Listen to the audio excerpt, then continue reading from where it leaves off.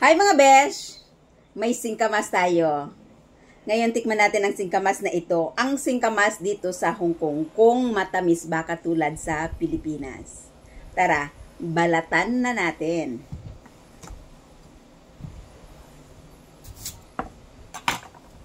Wow oh. Makita mo gid siya yung mga besh nga hindi siya ugaton. Dahil kung pinapanitan mo siya mga bes, is talagang nakukuha na ang iyang mga panit. So ito na, napanitan na natin. Ano ang pinaka-the best dere? Kay tungod, dawalan ako subong nagalanggaw, sausaw natin sa aton nga asin, sa aton nga pink salt.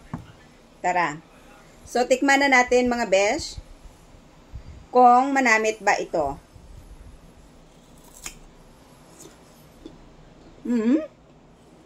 Napaka-juicy niya. Galing lang. Hindi siya matamis.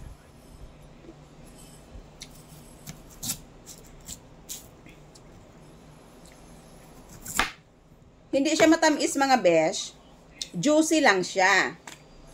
Butangan natin sa pink salt. Kaging pakita ko ni kagapon kay sir. Hambal ni sir namin na kuno butangan sang asin. Hindi sir ko diriya nga boss ko, sir ko nga kaaway ko.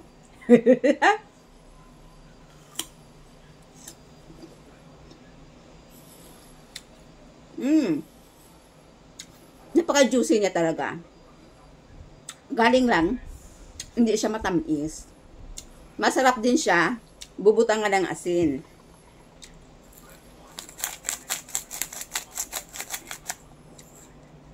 Siyempre siguro sa aton dira sa Pilipinas is ano na siya, bagong puksi baga siya, bagong kali siya, tapos ginpanitan mo, kag kinaon mo, kundi amo na matamis na siya.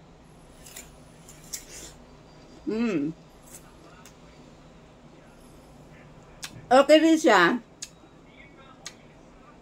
Sampat din siya, bubutangan natin ng asin. Ini mga besh, ginabutang nila sa mga lumpia. Try ninyo sa mga spring roll.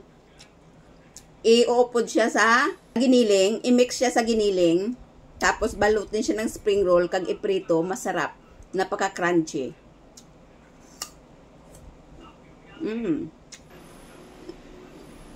Pero mga best, pag kinakagat mo siya,